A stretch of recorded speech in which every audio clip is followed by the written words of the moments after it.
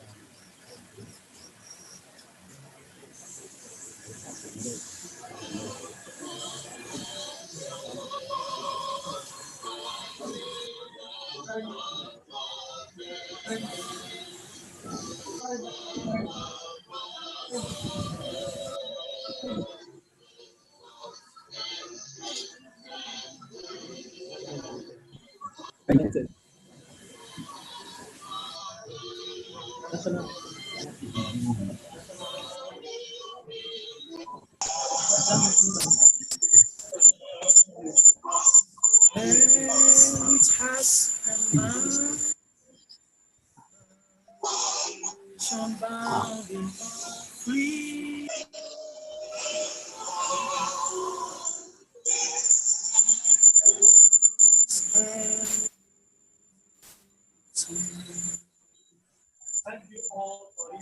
Thank you all for this special occasion. School of Technical Education 7th biannual conference that is kick-starting now. We want to call on one of our chief lecturer, an amiable elder in the person of Dr. Oke Sunday, to give us the opening prayer. Dr. Oke Sunday, give us the opening prayer. Let us pray.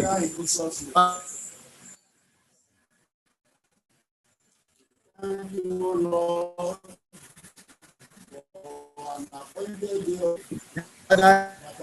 In Jesus' name, we pray that you be with us from the beginning of this program to the end of it, so that we'll be able to give glory and honor to your name. In the mighty name of Jesus, we pray. Amen. Amen. That was a brief and short prayer from our elder and chief lecturer, Dr. Oke Sunday. Now we are in the segment of introduction of our guests. We know on this special occasion, the one and only CEO of Federal College of Education Technical Akoka, in the person of Dr. Aziz, our provost, is present here with us on this platform.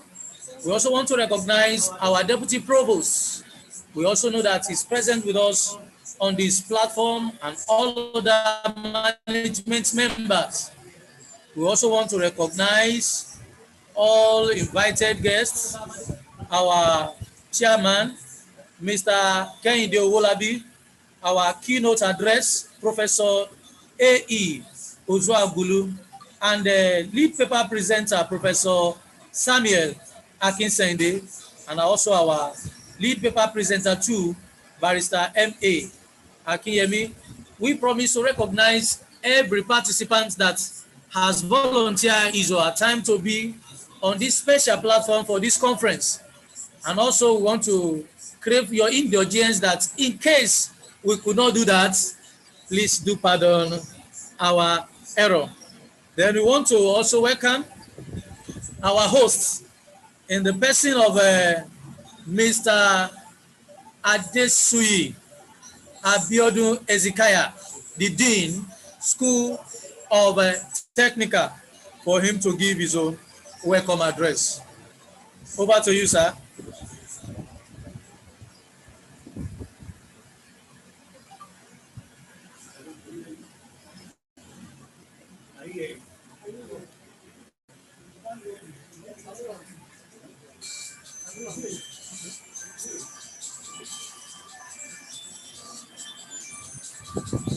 I want to assume it's as a result of technical itch. We are expecting our Dean in the person of Mr. Adesui Abiodun Ezekiah, Dean, School of Technical Education, the host of this special program.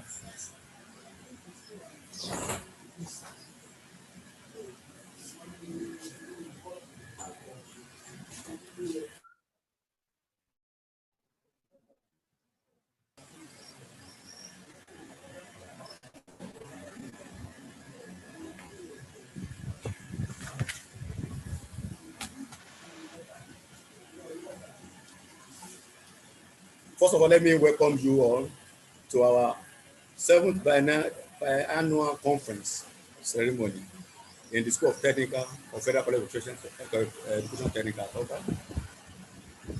Our amiable Provost, Dr. Wahab Ademola Assis, Deputy Provost, Dr. Wasiu Abiodun Lamidi, the Registrar, Mr. Rashid Afolabi Dada, the Bossa, Mrs.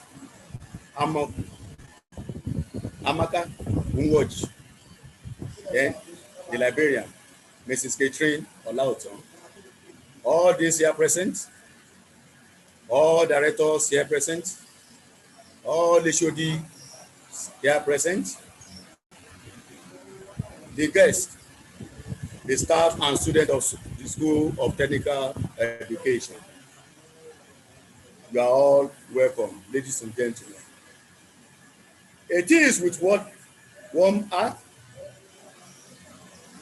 and gratitude to the Most High God that I welcome everyone gathered here today on this uncommon occasion on this platform. As we all know, the world of work and learning have been profoundly affected by the global COVID-19 pandemic. Not only is the health of millions of people at risk, also at stake are their long-term livelihoods and well-being. Over the past weeks, the coronavirus COVID-19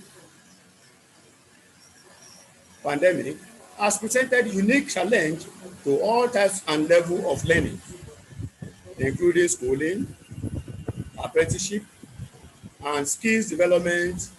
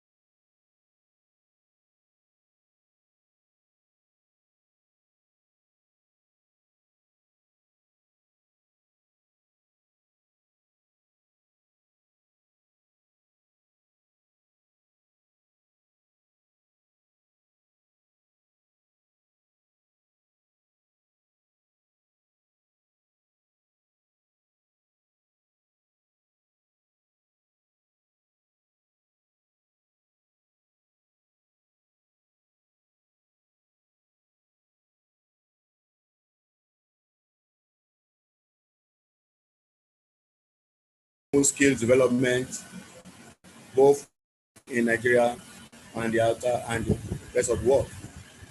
The conference will also allow us to consider the new challenges emerging in the current context as we move to online form of learning and skills development, including how we ensure that no one is excluded from new form of learning and training. I am glad to bring to your notice the presence of amiable and erudite scholars that we hope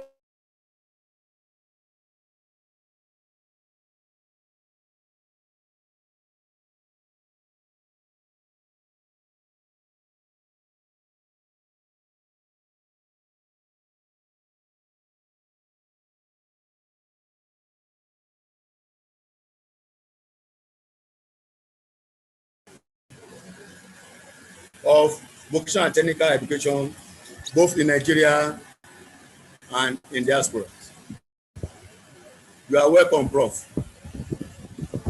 Then the lead paper one presenter is our professor, my great teacher, Professor S.I. Akisende, who has produced a lot of doctors, professors in the field of technical vocational education. You are welcome, sir. And you have made many of us to be who we are today. Thank you very much, sir. Then the lead paper presenter two is our own barrister, M.A. Akinyemi, who was the national president of National Association of Teachers of Technology in Nigeria. You have contributed immensely to the program, towards the progress of technical and vocational education in Nigeria. And we thank you. And you have already produced many of us. You are my teacher. You got us. Then wishing you all happy listening and productive discussions, fruitful and impactful deliberations, even at the comfort of your homes. Long live School of Technical Education. Long live Federal College of Education Technical Akoka. Long live Federal Republic of Nigeria. Thank you all, and I wish you well.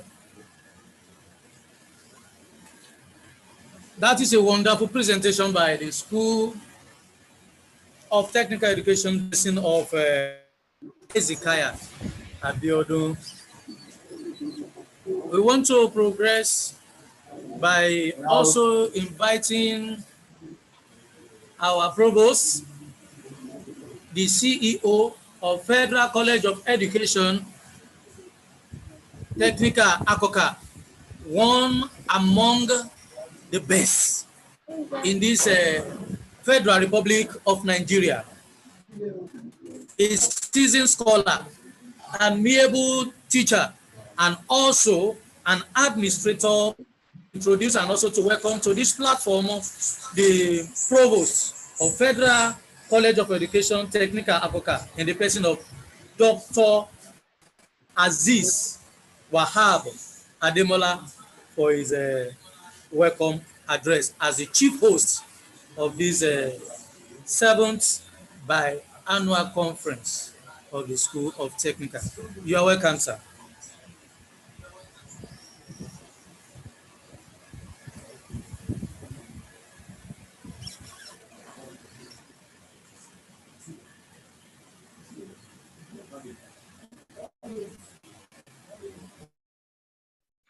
Running.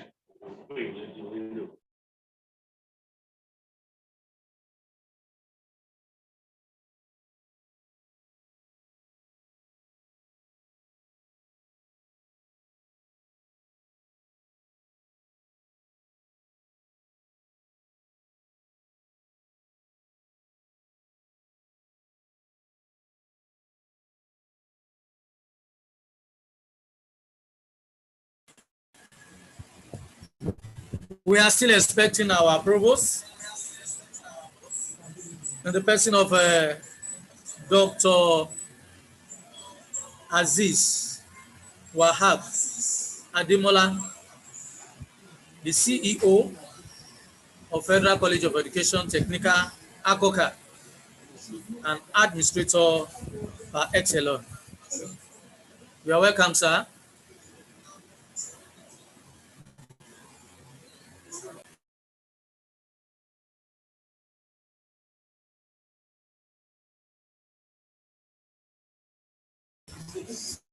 The information reaching me now is that the provost is busy attending to the panel from NCCE from Abuja. Then we'll proceed to the next item on the agenda, and that will be the chairman opening remark. And it's none else than Mr. Kehinde Owolabi. Mr. Kehinde Owolabi. And Mr. Kehinde Owolabi runs a company on its own.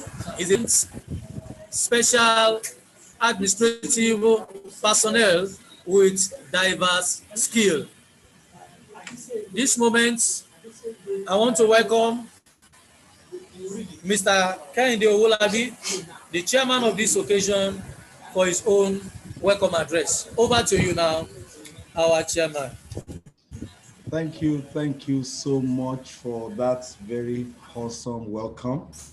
And I'm also honored and privileged to be among great academians who are making great impact in the, I hope we can hear me loud and clear.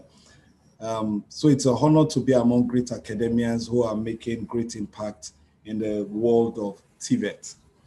I welcome everyone to this conference, and I'm quite excited at some of the papers that will be presented, especially in the area of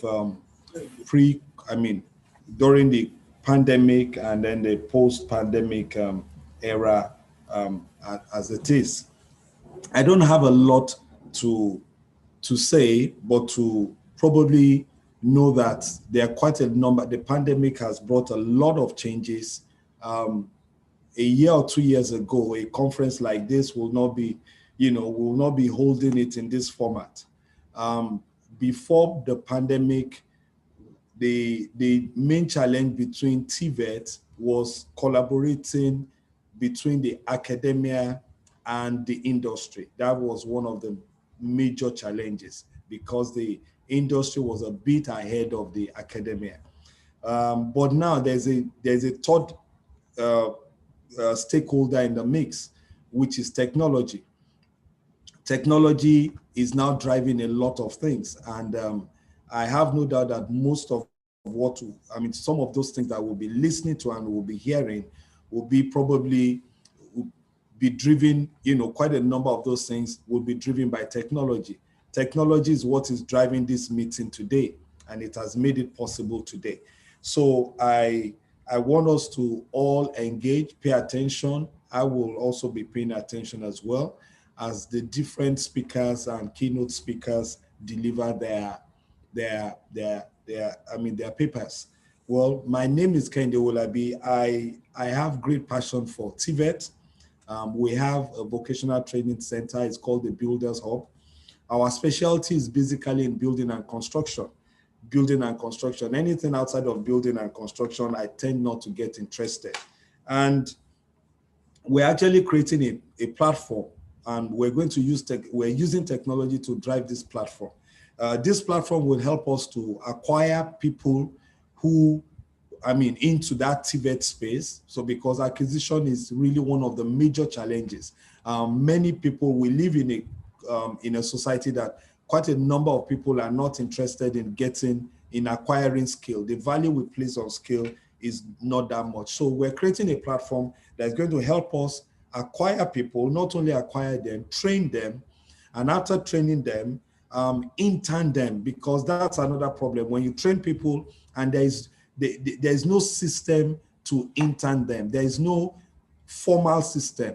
The training is formal, but when it comes to interning them, it is not formal. It goes almost semi-informal thereabout. So the platform we are creating will help us to train them, not only train them, it's also help them to be interned. And when they are interned, after internship, then they can go to be established, or they themselves become employers who probably give back by impacting people. So this is what Builders Hub, Vocational Academy is just a subsidiary of the Builders Hub group. So we have other aspect of this. I was going to ask Michael, who is also a speaker in this conference, to play of the school, but perhaps maybe it's just a 1-minute video.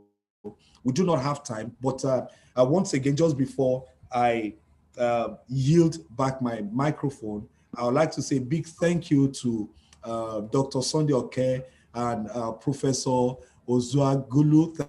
Thank you so much, and all the great panelists and our chief host. The Lord bless you, and I pray that we'll take TVET to higher realm. So that is all I have to say. Welcome everyone. We trust that this is going to be a highly engaging, and that we're all going to go back home with something very, very fantastic. Thank you so much. I yield back my microphone. Thank you very much. That's a very good presentation by our chairperson, Mr. Kehinde Owolabi. All that you have passed across, they are duly noted. We want to go to the next item on our program, and that is the keynote address by our eminent Professor A.E. Uzuagulu. But before his presentation, Mrs. Adetola will make a brief intro before the presentation of our eminent professor. Over to you, Engineer Mrs. Adetola.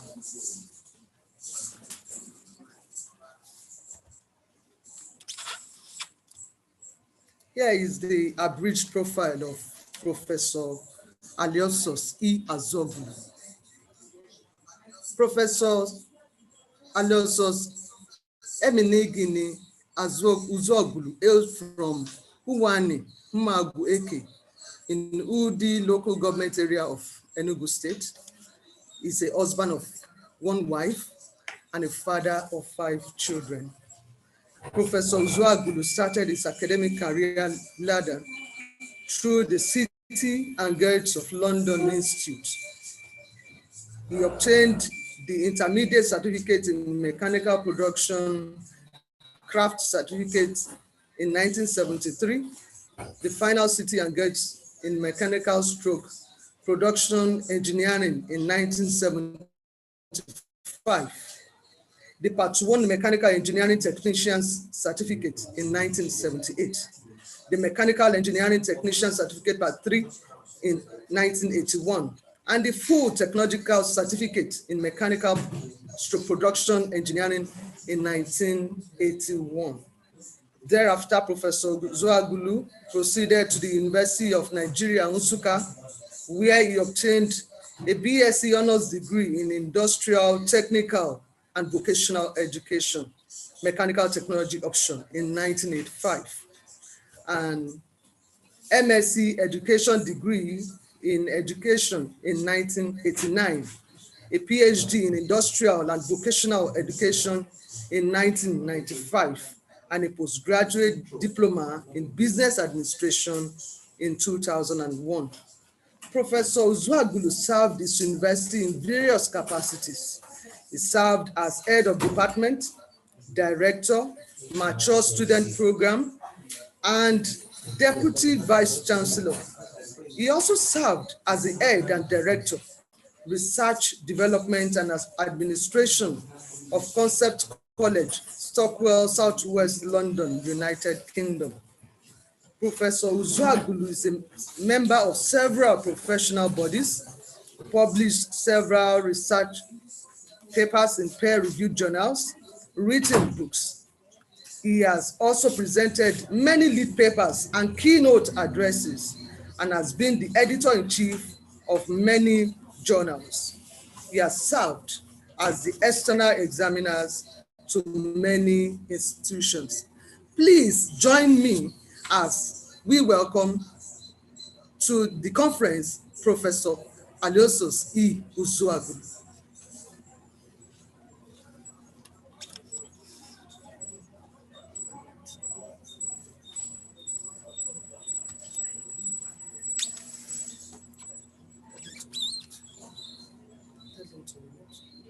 Yes. Prof, you can unmute yourself and start now. Prof. Ozuagulu.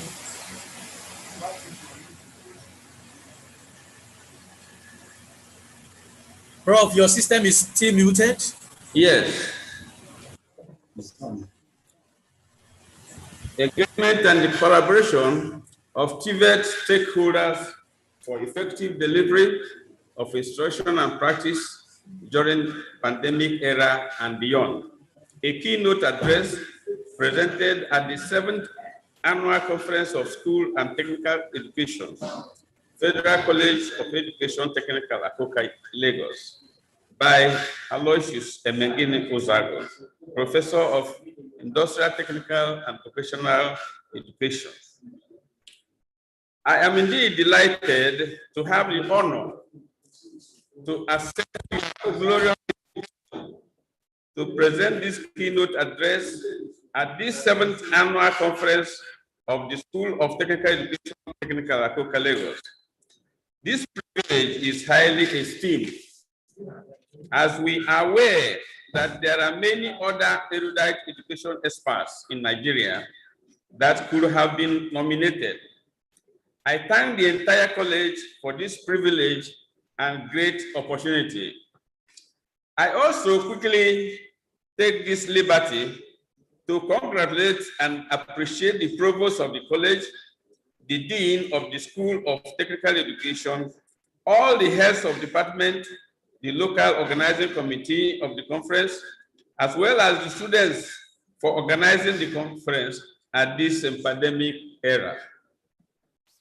The theme of the conference, engagement and collaboration of TVET stakeholders for effective delivery of instruction and practice during pandemic era and beyond, is quite apt to the present global state of uncertainties, inconsistencies, deterioration of human system, confusability, corruption, and apparent decay in education system. The world is seeking for solutions to myriads of problems as it contends for better living. No individual can provide solutions to these problems. One of the problems with respect to education, especially in Nigeria, is the issue of effective delivery of instruction to the learner. In particular, TVET instructional delivery is complex because it involves the learner, the teacher, the content, the practice, tools and equipment, materials and methods, machines of many types, etc. TVET stakeholders or practitioners have a heavy responsibility to ensure that all these are harnessed to create effective delivery. It is therefore ideal for them to engage and collaborate in the teaching of TVET programs or courses. All the key elements of the theme of this conference is hereby addressed, taking them one after the other. Engagement and collaboration. To engage is to get engrossed or hold the attention of someone, to keep busy or occupied. To enter into an activity or interlocked in something. Also, collaboration is the act of working together, especially on a goal or shared project. In other words, it is a situation where two or more people or nations work together to create or achieve the same goal. Engagement and collaboration are two words that are mutually related. In fact, they go together. Nations, towns, communities engage and collaborate in economic missions or projects that may be of common interest to them. In TVET, we have many options where individuals specialize and are experts. For instance, in industrial technical education, we have mechanical technology, electrical electronics technology, and building woodwork technology. So also, there are many options in business education, agric education, home economics education, etc. The knowledge-dependent global economy is characterized by rapid changes in technology and related modes of work. This calls for engagement and collaboration of TVET stakeholders to be able to contend with the current economic and technological changes and the demands in the world. TVET problems are numerous, and they have to be solved. Constantly, novel problems continue to occur, posing challenges to TVET experts. Collaboration of these TVET practitioners will create a workforce and expertness that will enhance the TVET impacts on the world economy. It is the duty of TVET practitioners or stakeholders to design and facilitate the learning experiences that will produce TVET experts. Such designs will need engagement and collaboration of TVET stakeholders or practitioners. Engagement and collaboration of TVET stakeholders are inevitable at this pandemic era when people seem to be confused on how to handle problems. People will share experiences on issues that concern them and brainstorm, provide excellent and superior ideas and knowledge. TVET stakeholders. Technical vocational education and training TVET stakeholders are individuals who have been trained in TVET programs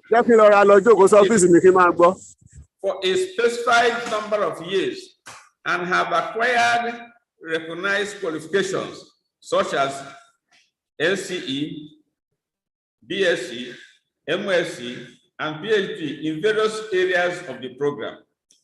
Apart from this training, the individuals have practiced TVET courses or programs for years and can render good performance in their areas of specialization.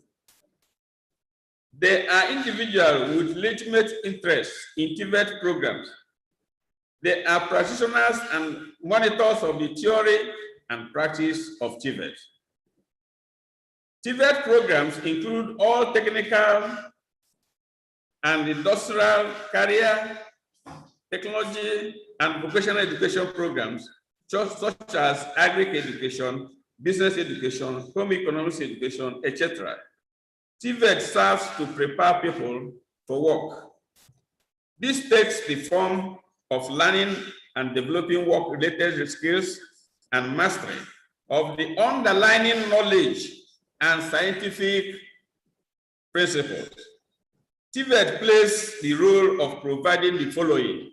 1, vocational training for workers, continuing professional development, broad-based technical knowledge and transversal skill, entrepreneurship training, work-related education, development of broad range of personal capacities and capabilities, economic growth by increasing productivity.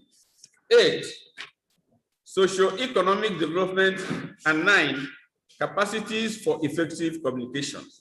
All these roles and more can only be achieved if TVET stakeholders could engage themselves and collaborate to create synergy for effective delivery and instruction and practice. Effective delivery of instruction and practice. Instructional delivery refers to the interaction among the students, the teachers, the contents, and the knowledge, skills, and dispositions the students will need for learning and collaborating with others in diverse society and the rapidly changing world. The purpose of instruction, of course, is to communicate to the learner the knowledge, the content, and practice which were designed and intended for the learner. Effective instruction does not just happen. Stakeholders must work for it. For effective delivery of instruction and practice to occur, there are basic elements of instruction that need to be put in place. For instance, the teacher is a cardinal factor in teaching and learning, as we know, and must be properly examined and addressed. The teacher must be professionally trained, well experienced, and knowledgeable in educational pedagogy. The teacher must ensure that the students or learners are interested as well as prepared to learn, and also ensure that all distractions are eliminated as much as possible. He or she should be able to choose the teaching methods and techniques most appropriate for instruction. The teacher must cope with the classroom management and control as appropriate. The entire learning environment has to be conducive and congenial for learning. Students are often more interested and invested in their learning when they feel safe in their learning environment and understand what they are learning. The chairs, the desks, the board, and clear vision must be provided. For TVET programs, facilities must be available for effective instruction to occur. We cannot teach practical lessons by teaching only the theory or alternative to practicals. Effective TVET instruction requires physical facilities, such as workshop, it has to be there, tools, machines, teaching materials, electric power, etc. Effective instruction in TVET will occur in proportion as all these are provided for each delivery. Half-baked products or individuals are not acceptable in TVET. If we don't have all these facilities, they cannot be actually produced properly. Recipients of TVET programs must be well tutored in practice and in theory. The evaluation of what was learned cannot be overemphasized when considering instructional delivery. Evaluation judges the teacher and the learner and assesses how much the contents have been taught and how much have been learned. If what was learned was not enough, the assessor, that is assessment tool, will ask the learner to go back and learn more by refusing to pass him or her. Also, the same assessor challenges the teacher to see if the delivery of instruction was actually effective. The basic fact is that many things are involved to ensure effective delivery of instruction, but it is easier to achieve when stakeholders collaborate in issues that need many heads. Many ideas put together will form a block of knowledge. Pandemic era and beyond. On March 12, 2020, the World Health Organization, WHO, declared the novel coronavirus disease outbreak a global pandemic. A pandemic is said to be a disease outbreak that hits a wide geographical areas and affects a large proportion of the population. The Center for Disease Control and Prevention, CDC, defines pandemic as a disease outbreak that has spread across multiple countries and continents and usually impacts many people. The pandemic has led to a dramatic loss of human lives worldwide and has presented grossly an unprecedented challenge to human race in terms of public health, food system, and the world of works.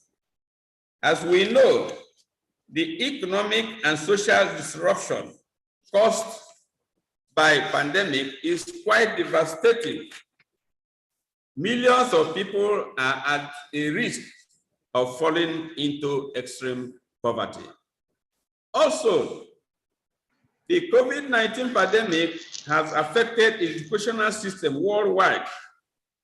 It has affected the nature and mode of instructional delivery and learning. For instance, online learning has been on increase. In fact, has been made more popular. It has encouraged homeschool, reduced learning time, enhanced remote learning, and personalized instruction, as well as encouraged massive internet studies. The student-teacher interactive time and rate have been grossly reduced. COVID-19 pandemic has changed almost the course of nature and can hardly be reversed. Every aspect of man's life has been affected. TVET mode of instruction, practice, and delivery have also been affected. Can we teach TVET practical courses online? That is an important question. Can we graduate TVET students without practical lessons? The pandemic has created situations that call for collaborations and teamwork among the TVET stakeholders or practitioners. Answers need to be provided for some critical questions arising from this pandemic era. There are a lot of questions that we can ask. For instance, what are the COVID-19 pandemic effects on TVET instruction and practice delivery and beyond? What are our expectations in future so that we will be prepared to keep and maintain effective delivery? There are clearly deep and wide discussions which could have been made, but which have been prevented by the constraints of this address. Hopefully, the presentation has provided the opportunity for further and perhaps more profound exploration of the theme. Having gone through the key elements of the theme of this conference, I now challenge the lead paper presenters and indeed all conference participants to evolve a viable framework for effective implementation of the collaboration of TVET stakeholders to achieve the desired effective instruction and practice delivery in TVET. Thank you for listening.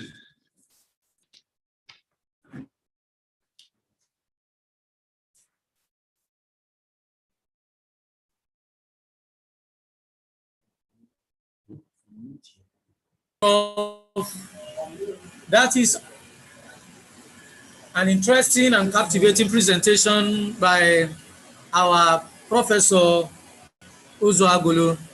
Prof, you are welcome, and thank you for the presentation. Thank you. Please, I still want to all the participants on this platform that please you should keep your question coming in, because all our eminent and amiable scholars are ready to give answer to every question being put forward by all the participants on the platform.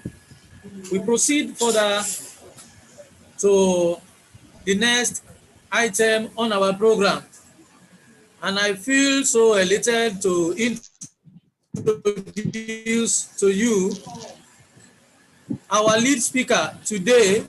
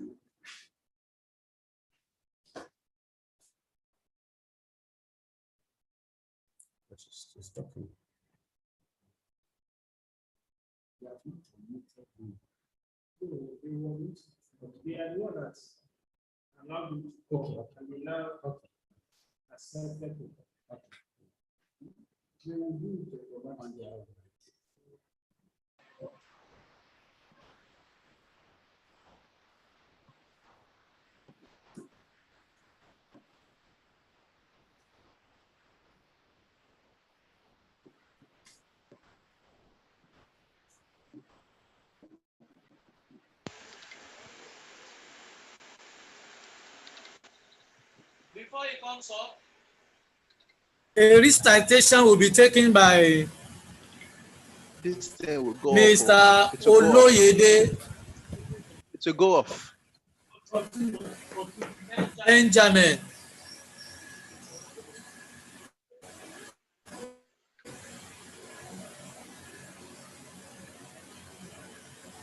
Samuel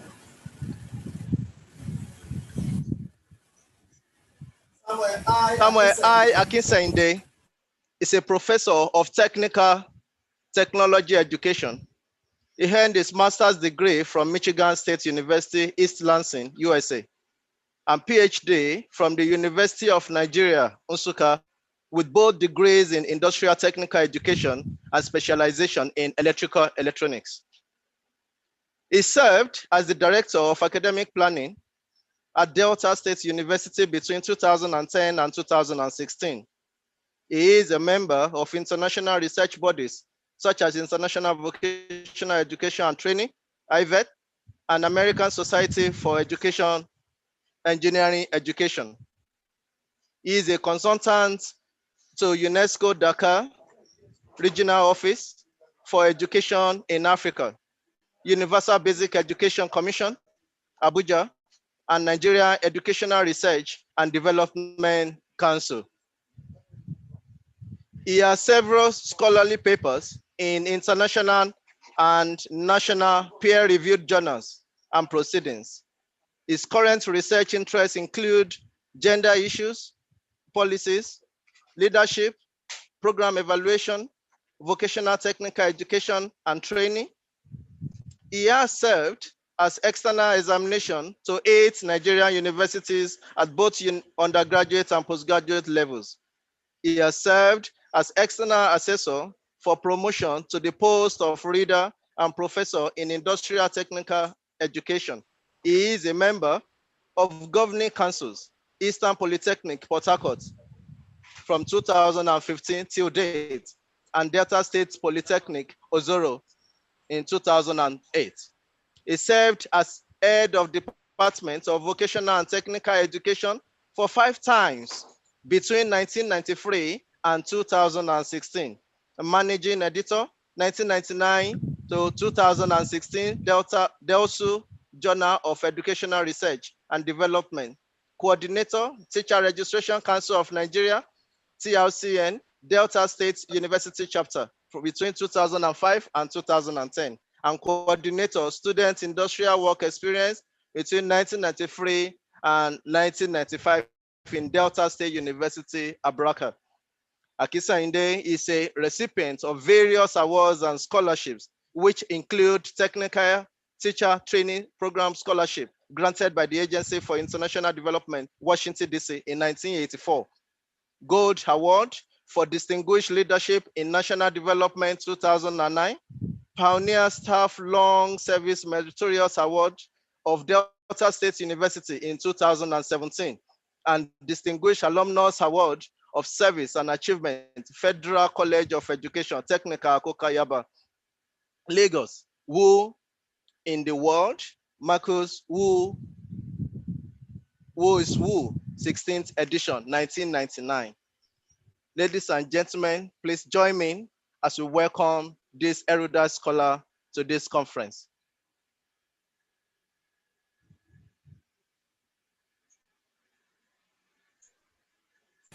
Over to you now, Prof. Samuel Akinsende. You can mute yourself, Prof.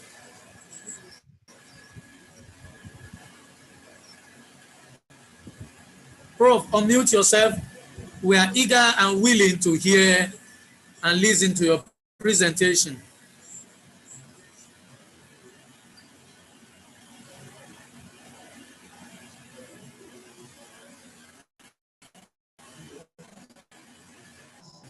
Okay.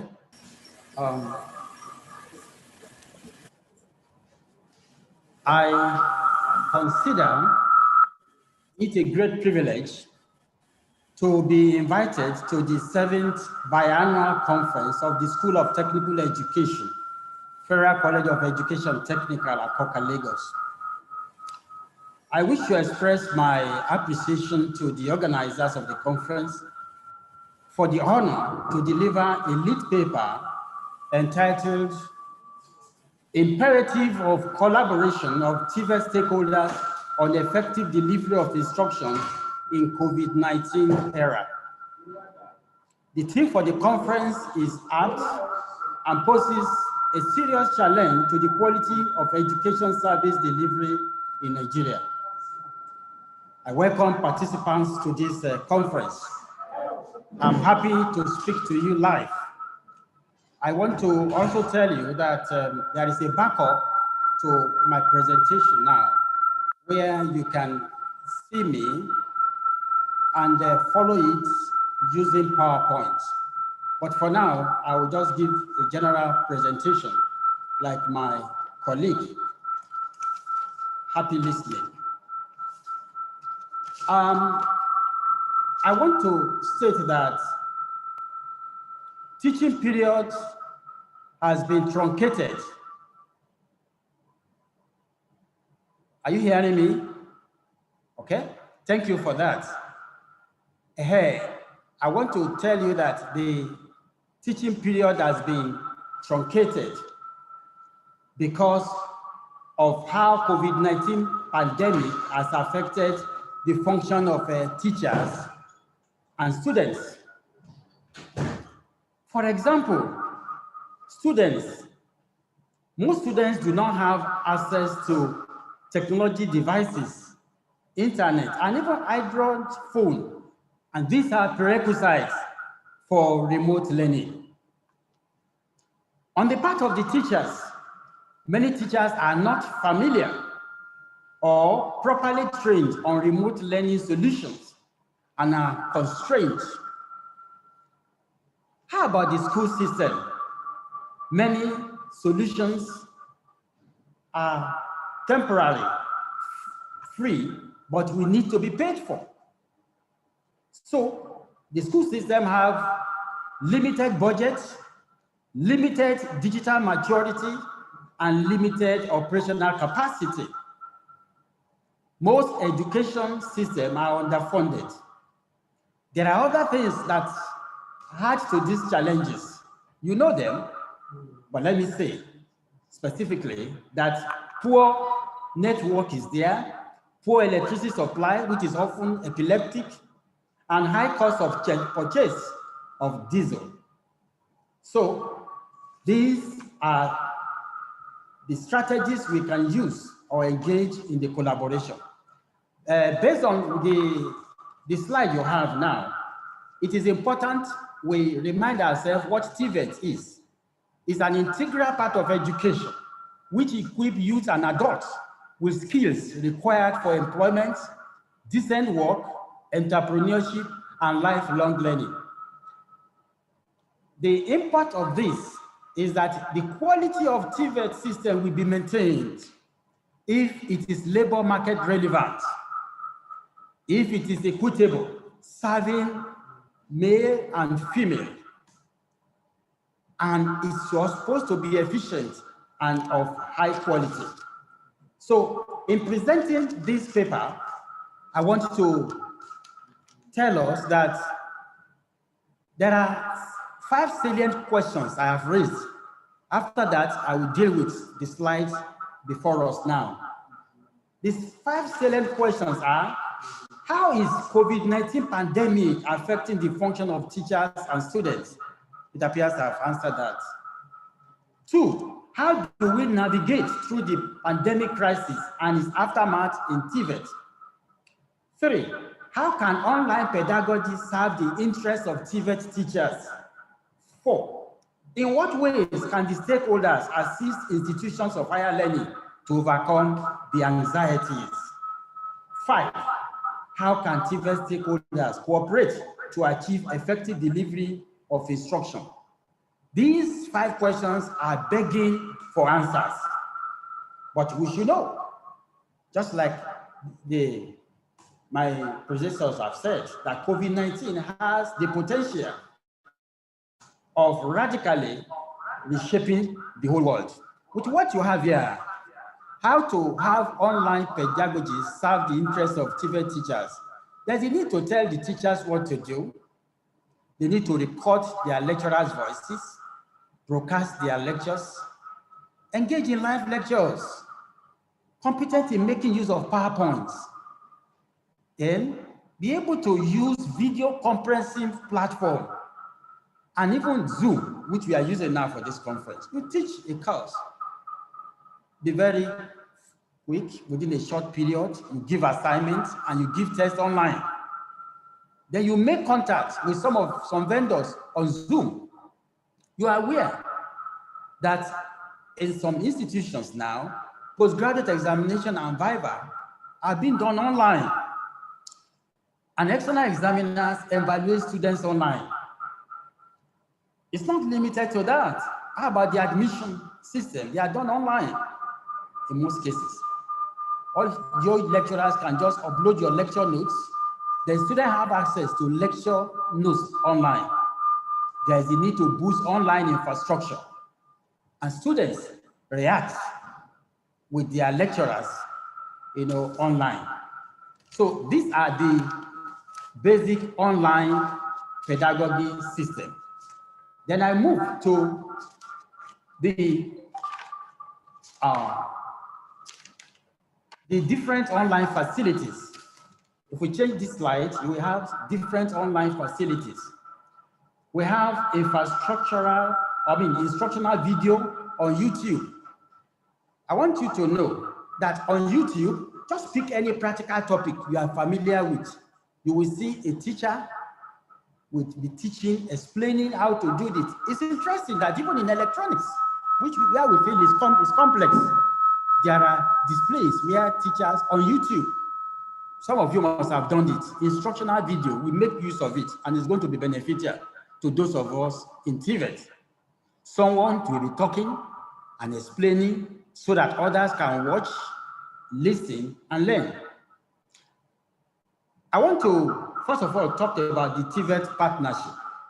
With TVET partnership, we have the public and we have the private. The public, is the government with their agencies and representatives. We have the parents, we have the students, we have the whole students association or individuals, then the public. How about private? We have the business and industry. We have the non-governmental organizations, NGOs. We also have faith-based organizations such as churches, mosques, and other faith-based entities. The resources will be their time, money, materials, information, knowledge, and they can share their skills. You can see that there is this need to build this collaboration between the public and the private.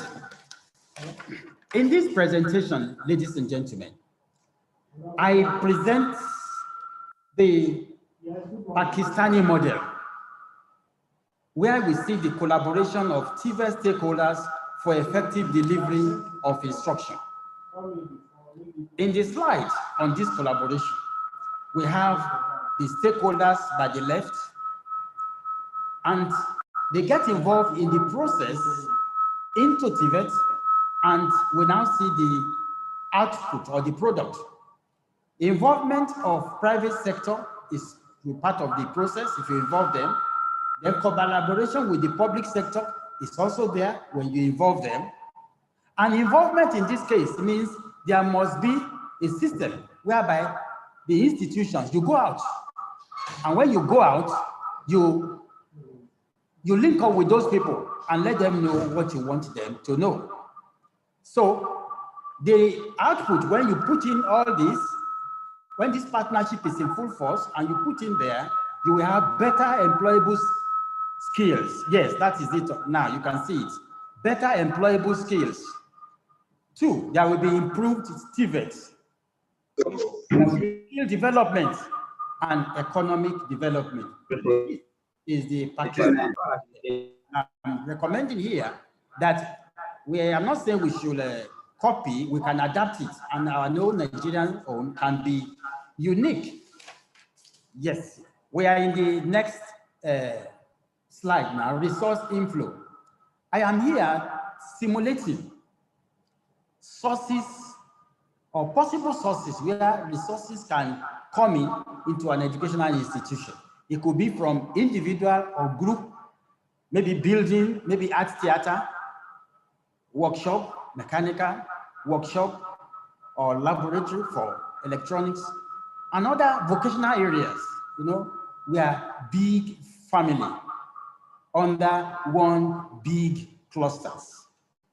So it could also be building of hostels, lecture theater and halls, or administrative blocks.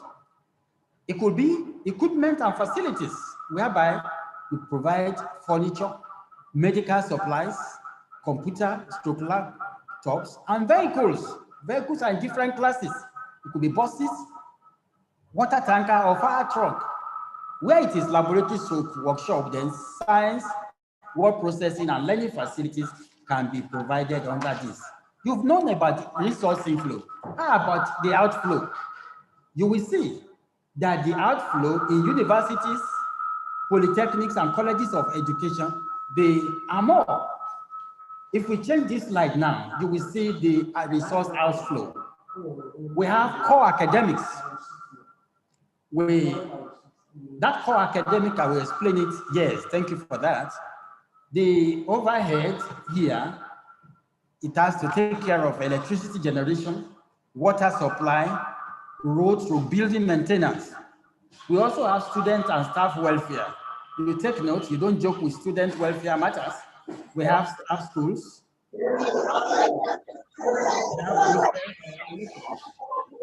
We need to provide quality service, that those things require adequate funding.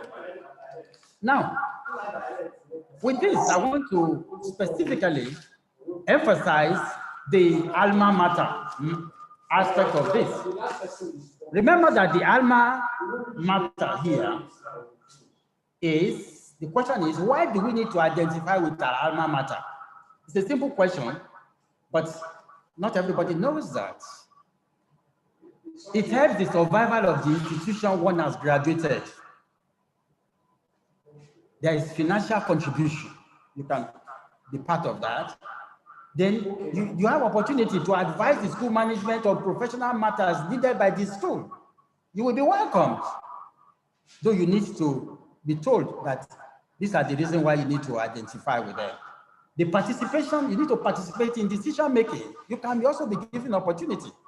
I hope you know that in most institutions, there is a slot for the organization or alma mater organization, whereby you bring in your input from all the other people who are in your group so that the place can grow. So you participate in the decision making and you participate in organizational function. It could be a graduation speech. You ask to make a speech. It could be donation of books to library, buildings, and equipment. So specifically, the contribution of alma mater or alumni to an institution. I want to tell you the contribution. Alumni, they are financial backbone, thank you, of educational organization. They can provide financial gifts, career advice, or job placement for graduates. They can provide practical guidance to administrators of colleges and universities. They can also participate in alumni events. Then volunteer support for fund solicitation, or volunteer, as well as volunteer support for organizational events. I want to let you know that even if you say nothing goes for nothing, there are benefits to the alumni. Yes, it is prestigious. There's a prestige, recognition. Then it also provides intellectual stimulation. You come to an academic environment, you are happy. You know, there is also regards for the welfare of others. Humanitarian, it could be philanthropic, it could be altruistic act or motive. These are benefits I want to explain more on the partnership for the development of Alumni. Thank you, that's what I need now. When I talk about core academics and where we can benefit, the first part is ICT infrastructure. You can have your input there, whether individual or group. How about teaching and equipment acquisition? You can also have your input there. Or construction of academic buildings. This one are also part of it. I want to say that it is true. Many people have made comments about what is happening. There are theories that support engagement and collaboration of stakeholders in the management of educational institutions.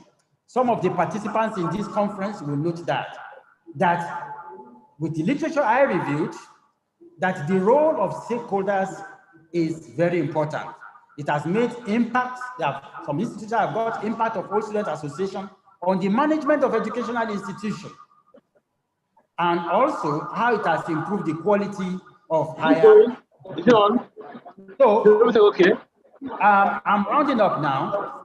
So, ladies and gentlemen, I put a word of wisdom there. A candle loses nothing by lighting other candles. You are good, help your institution. A life that is not lived for others is not a life. And it's important you love others, you love your alma mater, and give whatever you are led to give. Then collaboration with stakeholders improve visibility of institutions. In conclusion, ladies and gentlemen, education is a strong tool for national development. Government alone cannot bear the financial burden of tertiary education. Collaboration with diverse stakeholders will improve cost sharing and competition among institutions of higher learning and private sector.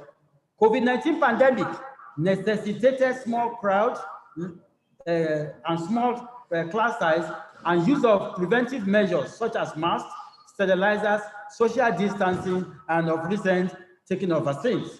Finally, there is the need to switch over to online platform and benefit from training series on YouTube channel. Teachers are encouraged to use PowerPoint presentation, Zoom, as well as learning management system often. These require stable network to achieve desired objectives. Finally, I want to thank you for listening. I'm also happy to be part of this conference. Thank you and God bless you. That is the end of my presentation. That is a wonderful and great presentation by our honorable distinguished scholar, Professor Samuel Akinseyinde. In fact, that phrase you have made, sir, is a lasting phrase. Candle loses nothing by lighting other candles. Professor, you've really lightened our skill, you have lightened our knowledge. And we believe that as you still keep on in this, your research work, you'll be of great benefit to the School of Technical in the mighty name of Jesus Christ. We are proceeding further on our program today, going to our lead paper presenter, the second lead paper presenter. I want to let you know something briefly about this presenter. I want you to know some certain things about the presenter. He's so fascinating, fantastic, and friendly. Though he's a senior colleague, but he's accessible to all. I want to call on Mr. Isaac to come and briefly do a short citation about our lead paper presenter 2 in the person of Barrister M.A. Akinyemi.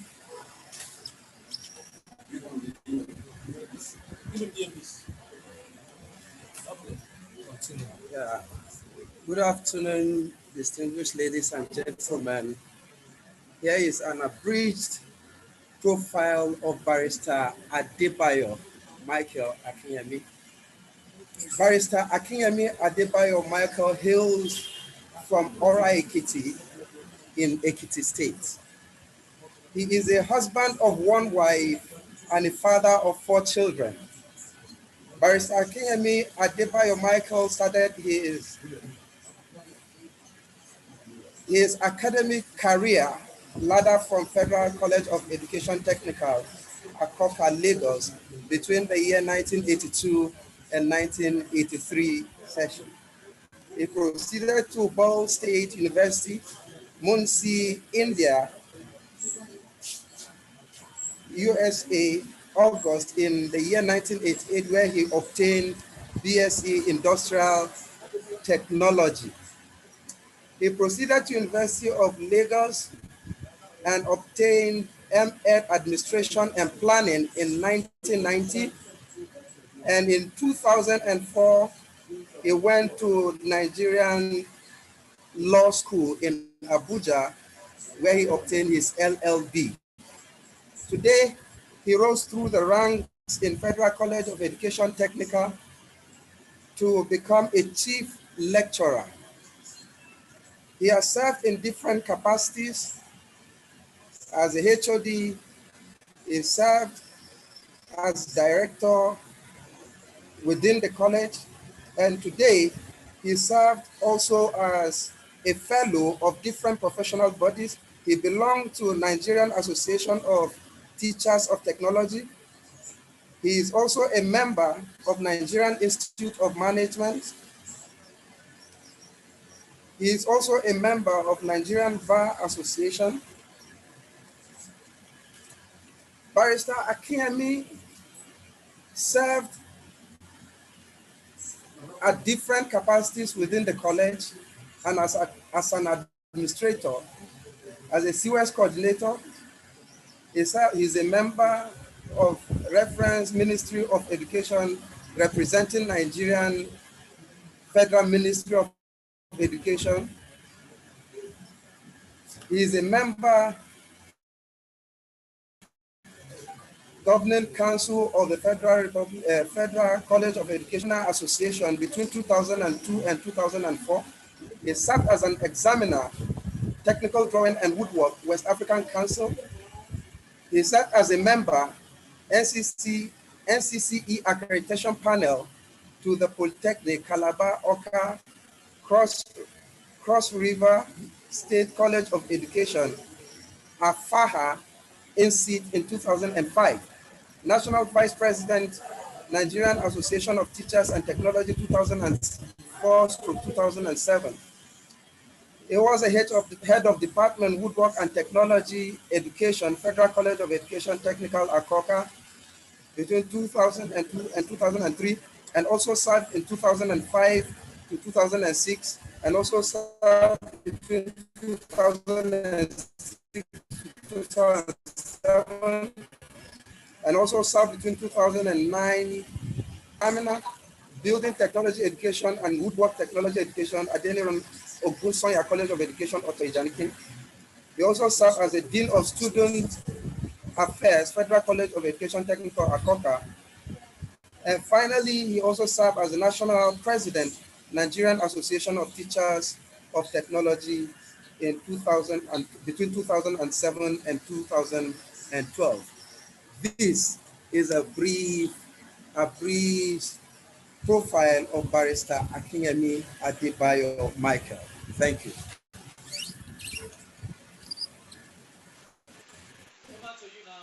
Over to you now, our fantastic, fascinating, and friendly Chief Lecturer in the School of Technical, Federal College of Education, Akoka. You can unmute yourself and start your presentation, sir.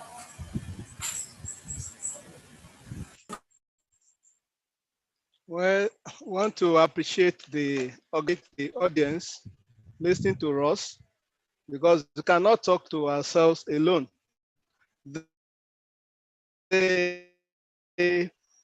Of TVET stakeholder for effective delivery of TVET instructions and practice during the pandemic era and beyond. Well, now actually we are more concerned about beyond now, because we're almost leaving the pandemic era, and the experience we gathered then will serve our purpose, particularly in this discourse. The core of our discussion is technical and vocational education. And we have to actually understand what technical and vocational education and training implies in the present circumstances. Because if we don't know where we are going, we say here that technical and vocational education is a multi-sectoral entity, embracing various forms, aspects, and types of education to achieve sustainable economic development. Delivery of instructions and subsequent professional practice of required discrete and symbiotic participation of various stakeholders to achieve increased national output, improve gross domestic products, and sustainable development of the country.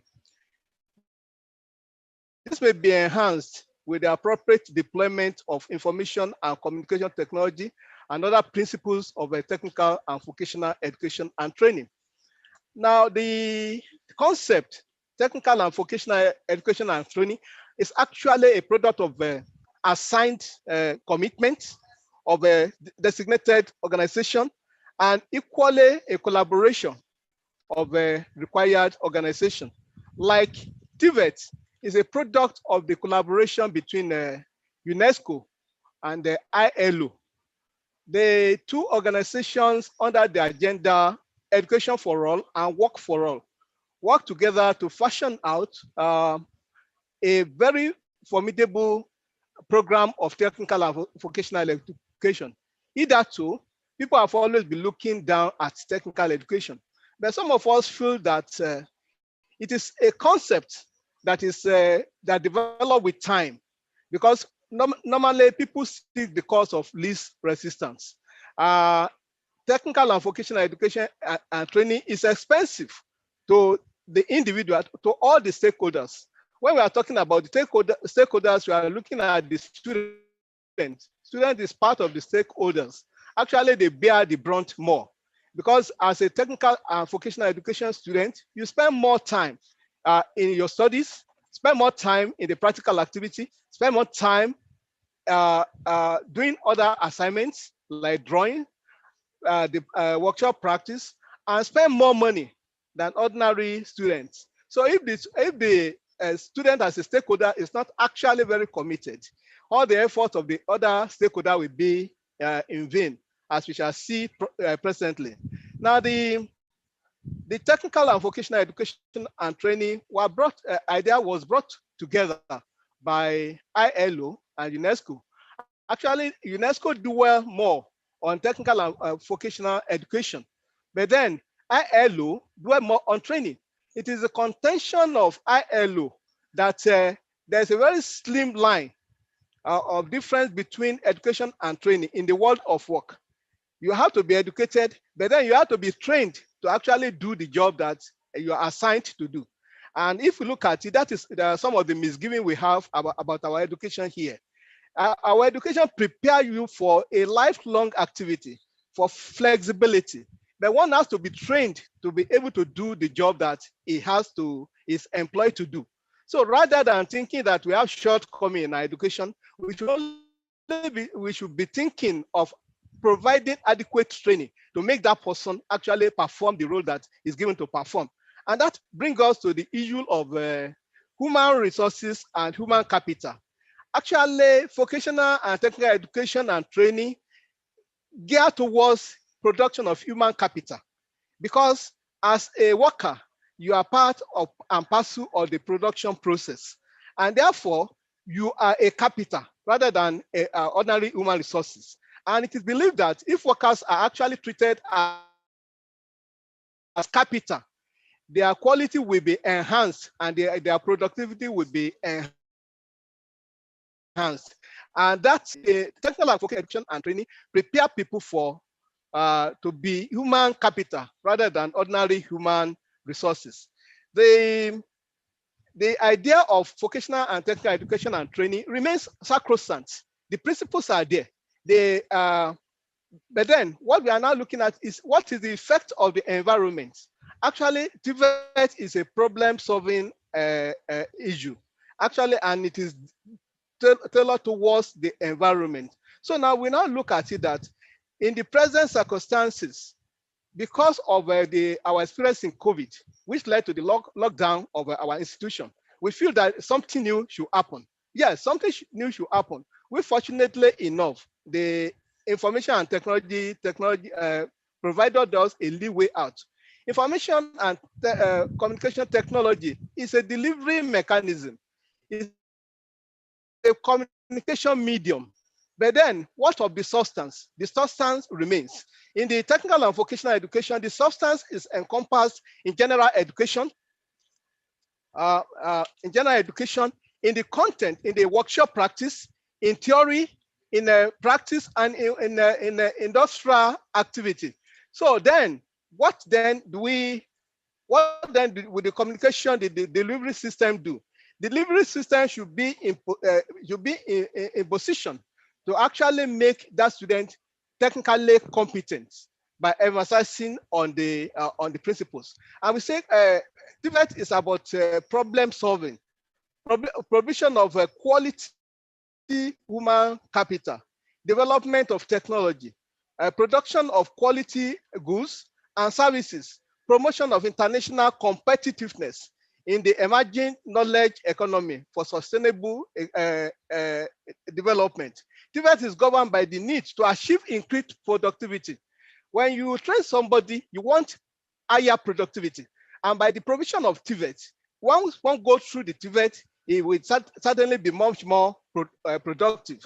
Our problem with the quality of our products today in Nigeria is because some of the people that are producing have less knowledge about the product. And we need the exposure to TVET to actually bring that product into international standards.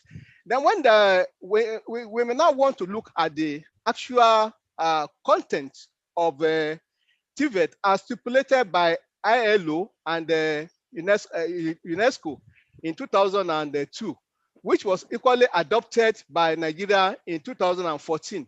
The TVET is said to be an integral part of general education, a means of preparing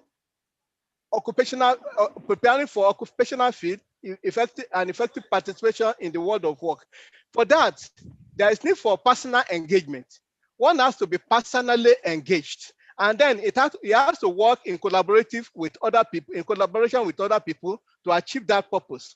And then it is an aspect of lifelong learning and preparation for responsible citizenship. That equally require personal engagement and collaboration with other body and institutions. And it is an instrument for promoting environmental sound, sustainable development. One person cannot cause development. Development has to be worked along with group and in unity with others. So that needs personal commitment and collaboration with other people. And then it is equally a method of facilitation of poverty alleviation. Poverty alleviation is a core issue with us. Poverty is a rampant because people have no sellable skill. With the exposure to TVET, when we have a sellable skill, that instructions are being delivered, it will be emphasized that student or the learner should have a skill that are actually sellable. And it is good that in our present secondary school final exam, the senior secondary school exam, there are core subjects which make students actually sellable immediately. The core subjects are English, mathematics, communication and information technology, and a vocational subject. The vocational subject make that student sellable. It will give him or her a skill after this course. And it is after those core courses that we now take in the elective, whether into sciences, into business, into humanity courses. That's the core issue of giving that student a technical and vocational education course background, make him or her a sellable individual. So the idea of looking down on anybody that has skill is like looking down as human capital. One has to be human capitally oriented to be actually productive. A nation can only develop when the human resources transform to human capital. And this is the essence of technical and vocational education and training. It transforms people from human resources to human capital. Now, we recognize that for somebody to be a technical and vocational education expert, he or she must have good relationship with the society and with the people that is working with. And for that reason, the content exposes the student to general education, to be able to perform well, to be a functional citizen, and theory and related courses in any particular trade he or she is in. That will give the opportunity of being flexible. One should be flexible in whatever one is doing. But if one is given only the technical, the practical aspect of the skill, that fellow will not be able to be flexible. As a matter of fact, some of the people that we feel that are roadside people are what we call artisans. You see, there are classes of professionals in technical and vocational education.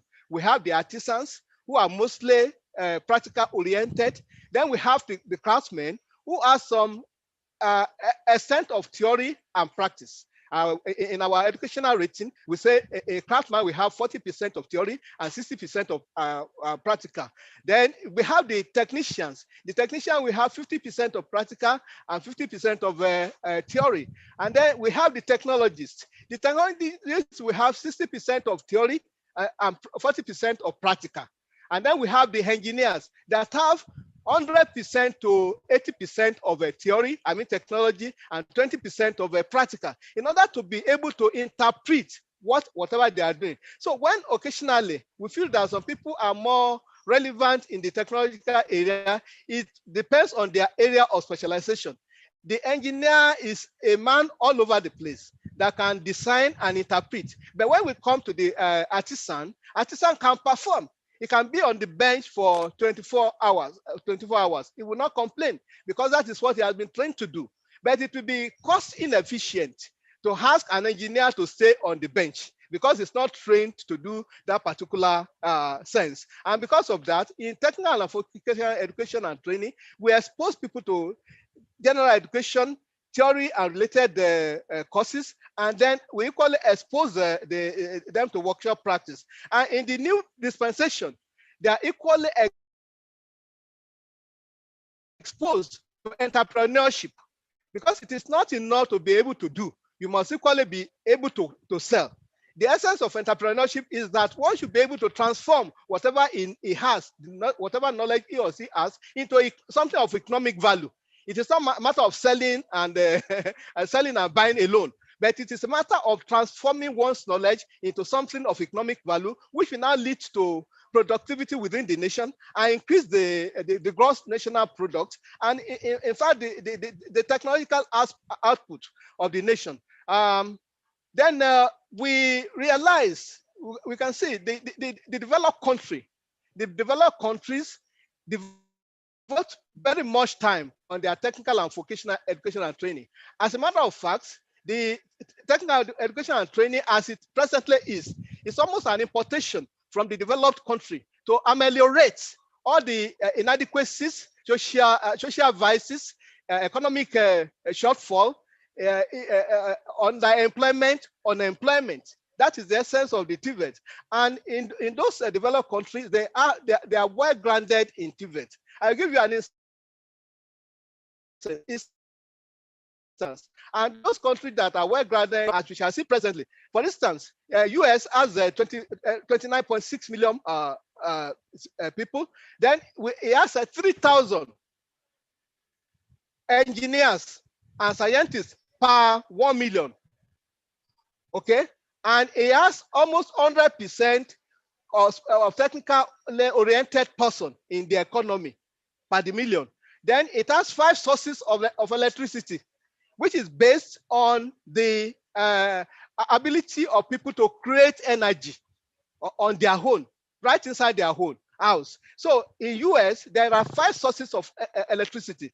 And then the GN per capita is in the excess of $15 billion. And then the per capita income is in excess of $45,000. That is for individual. In Japan has about 92 million people, and it has 6,000 engineers per 1 million. You can imagine. What we have is 6,000 engineers per 1 million, which means Japan is ahead of America in the number of engineers and scientists per 1 million. And then equally, most of the citizens are technically oriented, and it equally has 5 sources of energy. And then it has 49 billion dollar of per capita, and then the GM per capita is about $38,000.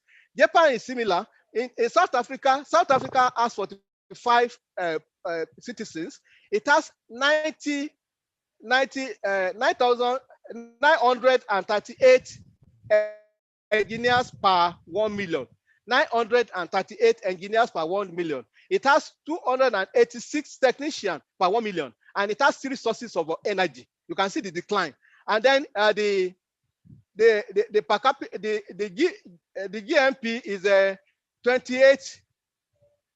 just about $28,000, whereas the per capita GMP is $34,000.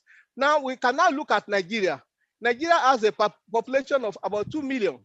We have engineers and engineers and scientists per capita, 50 engineers and scientists per 1 million.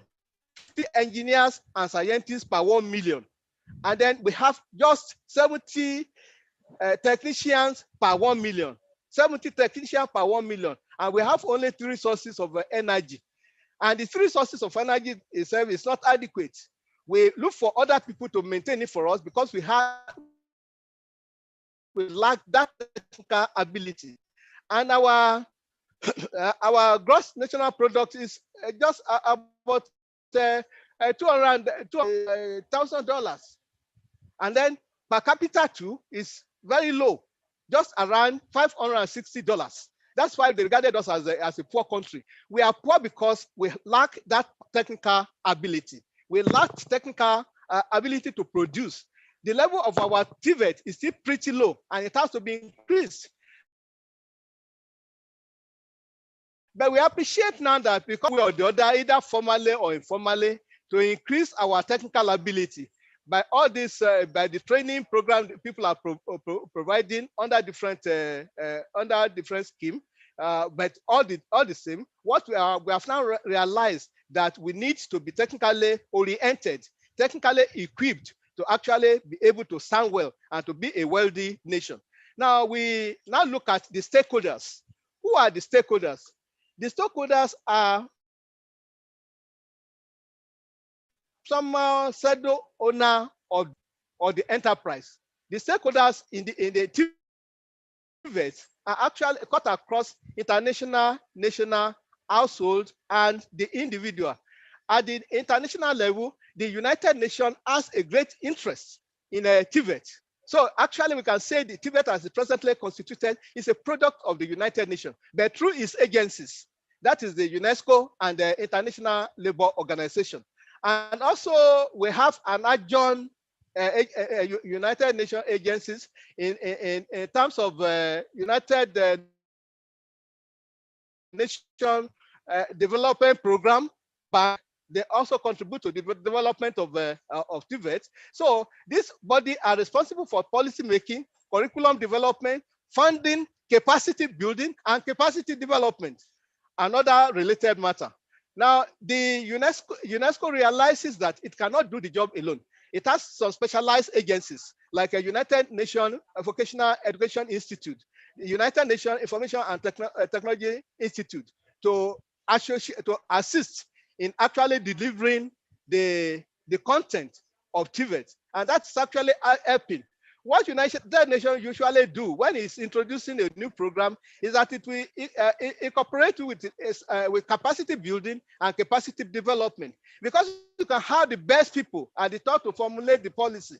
but you may not have the same quality of the people down the line to implement the policy, which is usually the reason why we say we have good policy, but the implementation is bad, because we have the best brain to actually formulate the policy, but we don't have the same brain to implement the policy. So there's always a bottleneck. And the United Nations usually try to make sure that that should not happen. So, and we have African development, African Union is equally interested in achievement in the present circumstances. So through the African Development Bank, it is sponsoring technical education, technical and vocational education program all over the place. Then we have national stakeholders. The national stakeholders are the Ministry of Education, both at the state and the federal level. We have the Ministry of Labor. We have Ministry of Productivity. We have the National Directorate of Employment. Oh my God! and then those are the stakeholders. What then? As of today, we want to say that there is technical and vocational education at all sectors of our education, from pre-education level to primary school level, to junior secondary school level, to senior secondary school level, and the tertiary level. There are elements of technical and vocational education which are to be supported. Everybody has to be stakeholder in this situation, apart from in the provision of the instructional materials and in the provision facilities and in the encouragement of those that are in it. In the present situation, the ICT help to actually help in the communication of our subject matter. But I want to say that ICT is part and parcel of technical and vocational education and training. So what we are doing is applying ICT, because there are some courses that are actually ICT based, like we have numerical control, we have computer aided drafting, and then we have like that. We need to strengthen our capacity for the ICT, and this needs collaboration of all the stakeholders. So what we are saying therefore is that the interested body, even for the promotion of technical and vocational education and training, in order to increase our GDP and equally to increase our national development capacity. Our recommendation is that since ICT has actually performed so well for us during the COVID period, efforts should equally be made to strengthen the infrastructure of ICT and the delivery mechanism of the ICT, which will now import a multi-sectoral element. We want to appreciate you all for listening. I want to believe that if you learn a trade, you cannot be hungry or be hungry, and you are an asset to the national development. Each of us, you have a trade, you have an economic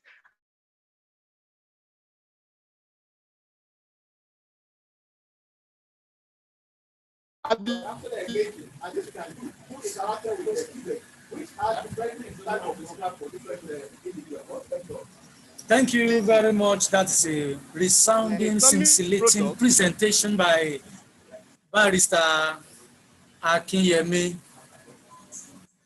Now on our agenda, we are moving to question and answer. Question and answer. And one of the questions here on the platform is for Professor Samuel Akinseyinde. The question says, Prof, how possible is it for apps to be developed that will aid practical teaching? Obviously, the pandemic has affected this crucial aspect of effective delivery of content.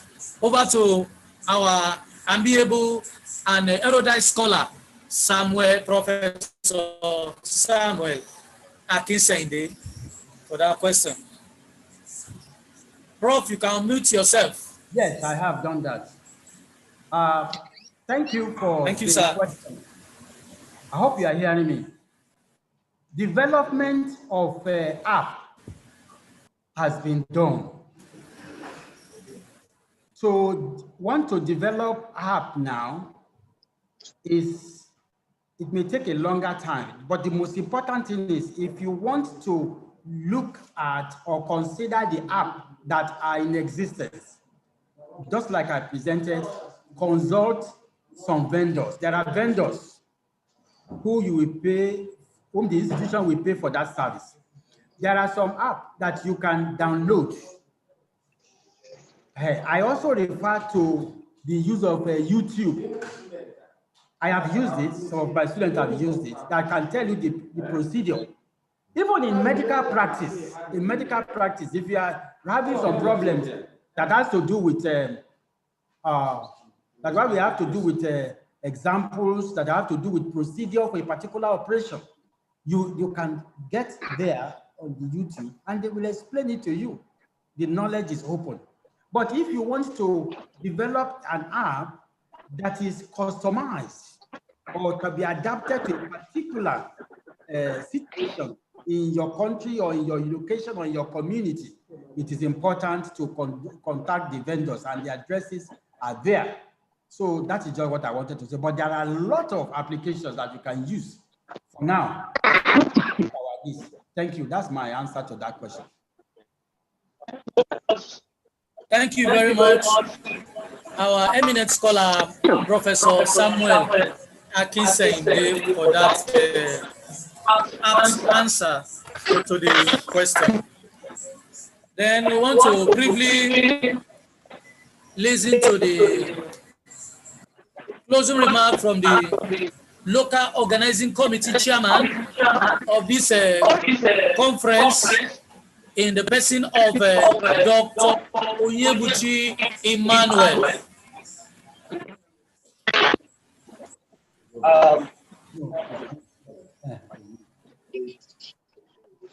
Okay.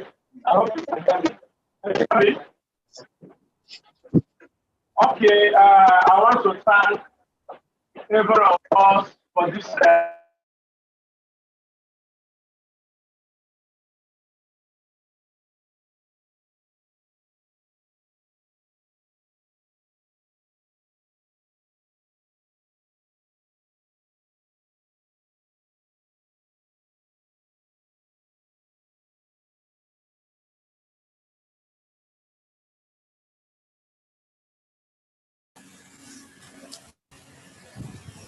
First of all, I want to thank the Almighty God who made this opening ceremony a success.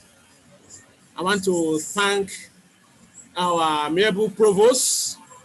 He wished to be here, but the NCC came and he's attending to them from Abuja. He's attending to them. He will have joined us. So we apologize for that. He's with us in the spirit.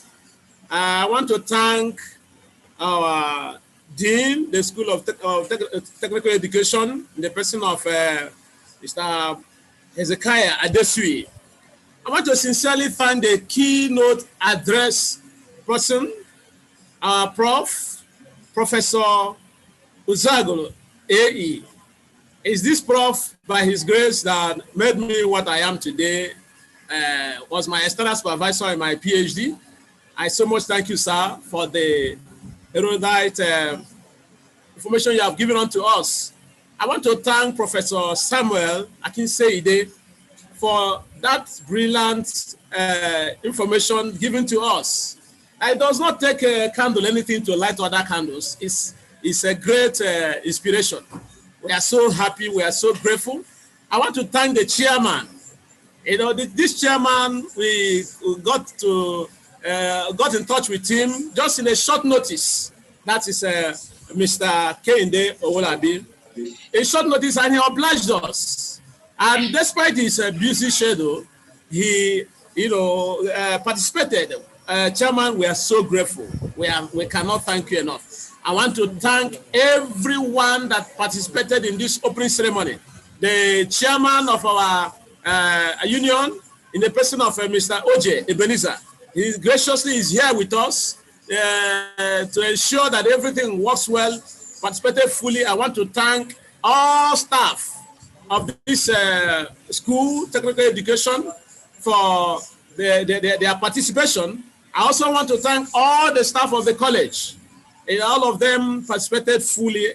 Those that are outside, we can record number of people from outside, the college that hooked up online. There are even some people that are from UK, some are from other places. We recognize you all. We are so grateful for your participation in this conference. I want to thank all the members of the local organizing committee. All of them have been wonderful, have been working day and night to ensure the success of this the program. And I thank God it has been a huge success. All we have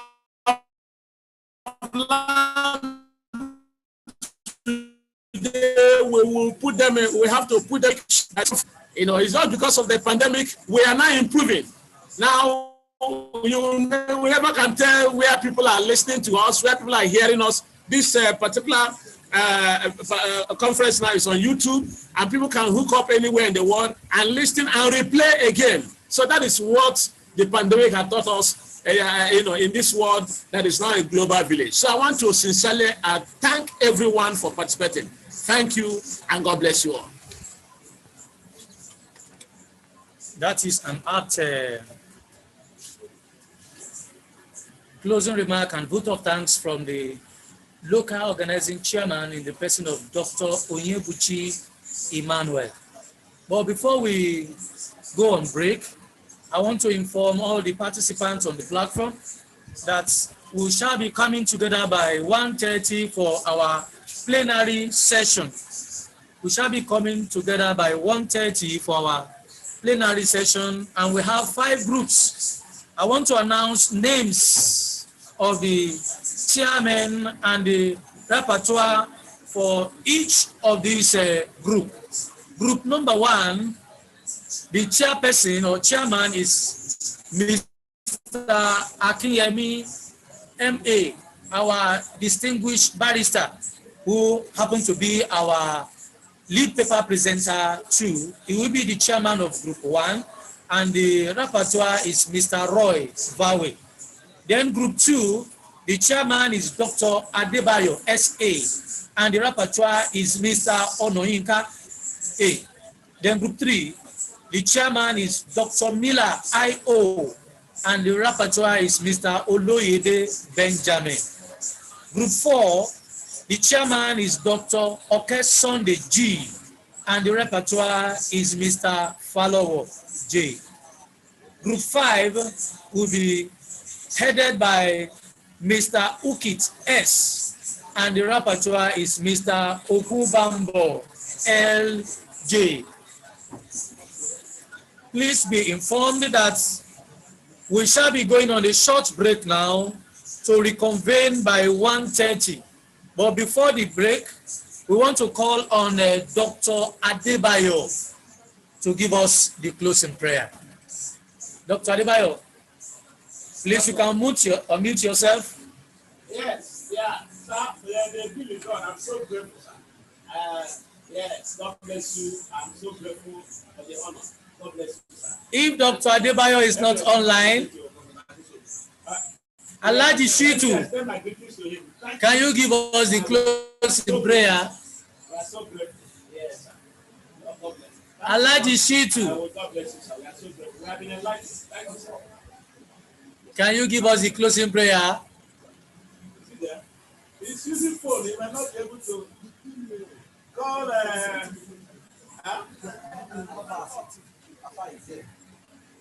Okay.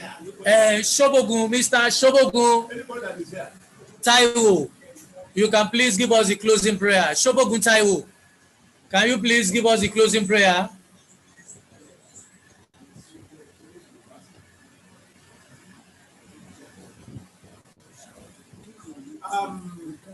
If they are not available, people that are not.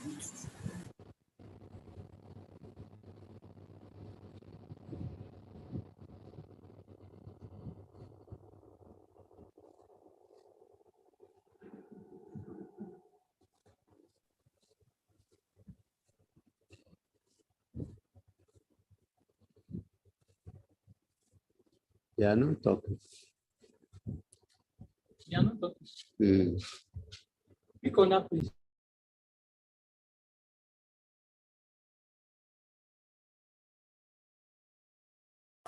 Okay, we want to call on our distinguished chairman of Koatsu, Akoka chapter, in the person of Mr. O.J. Ebenezer, Comrade O.J. Ebenezer, to give us the closing prayer. Shall we pray? Father, we thank you for the success of this opening ceremony of the conference. Thank you, Lord, for the School of Technical Education. Thank you, Lord, for the LOC chairman and all the members. Thank you for all academic staff and non-teaching staff of the school. Thank you, Lord, for how you have been helping them in moving the school forward. Thank you, Lord, for the keynote presenter.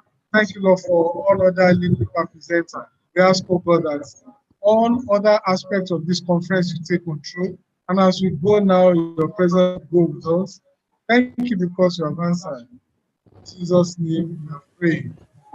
Amen. That is a Amen. pastoral prayer from our comrade Ebenezer OJ. I Amen. never knew that he can combine being comrade with pastoral activity too.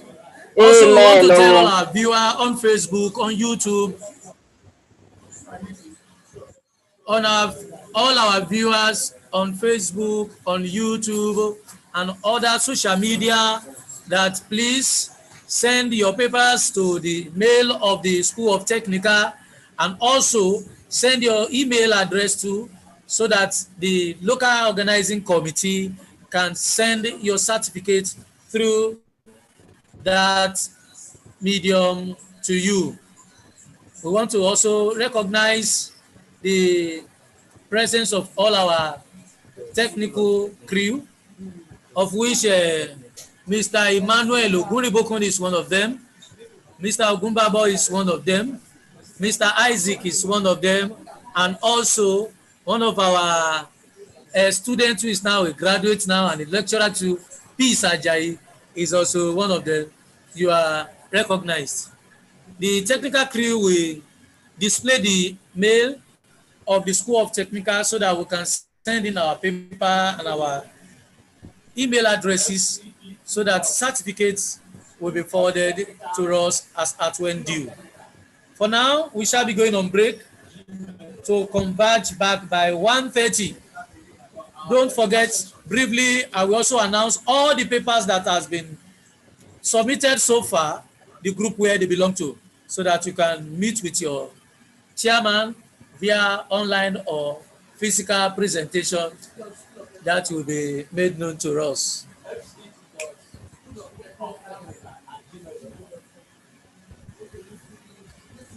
Then for all our participants who are willing to present their paper face to face, you can come to the office of the Dean, School of Technical, wherever you may be. In this, come to the office of the Dean, School of Technical, so that you can be allowed to present face to face with our. Okay. Chairperson. It's all right. There will be a group photograph now for all.